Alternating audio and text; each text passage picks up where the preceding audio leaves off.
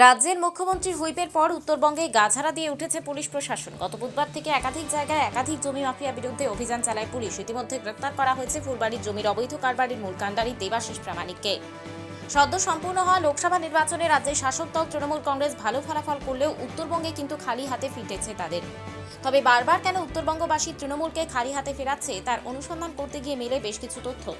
তারপরই নড়ে চড়ে বসে রাজ্যের মুখ্যমন্ত্রী মমতা বন্দ্যোপাধ্যায়। মূলত শহরে পানীয় জল, যানজট, একাধিক সমস্যার রিপোর্ট পেয়েছেন তিনি। অন্যদিকে ডাবগ্রাম ফুলবাড়ি এলাকায় জমি মাফিয়াদের দাপাদাপি তাদের এক প্রকার দায়ী এই নির্বাচনের খারাপ ফলাফলের পিছনে। সেই কারণে রাজ্যের মুখ্যমন্ত্রী সমস্ত কিছু দ্রুত খতিয়ে দেখার নির্দেশ দেন পুলিশ প্রশাসনকে। তারপরই শুরু হয় রণংদেহী মেজাজে অভিযান ও জমি মাফিয়াদের ধরপাকড়।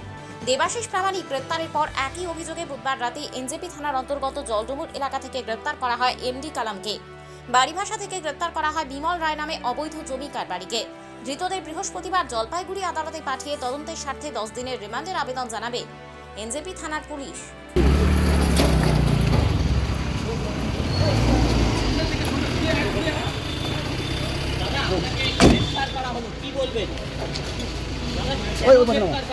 দাদা কি বলবে দাদা বিষয়টা নিয়ে? দাদা কেন গ্রেপ্তার করা হলো আপনাকে? পদে রয়েছেন। No comment.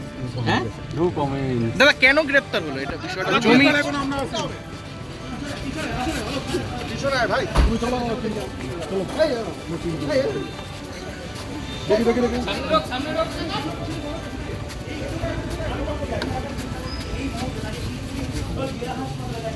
এত বড় পদে আছে তৃণমূলের ব্লক সভাপতি দেবাশিস প্রামাণিক, তাকে কিন্তু এই মুহূর্তে এইটা সামনে যাবেন দাদা।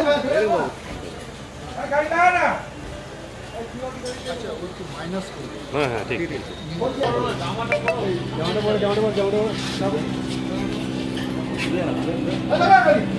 আপনার লোক যা একটা দিয়ে দেবে।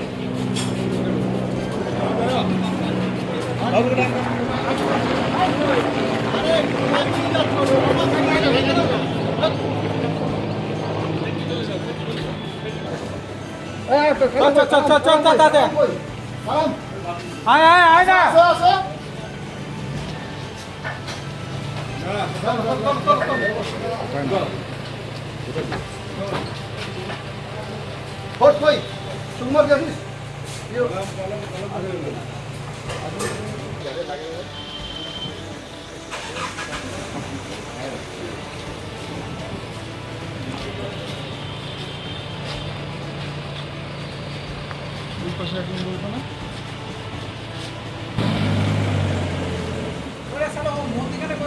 সামনে পাশে কে আছে ওরা সব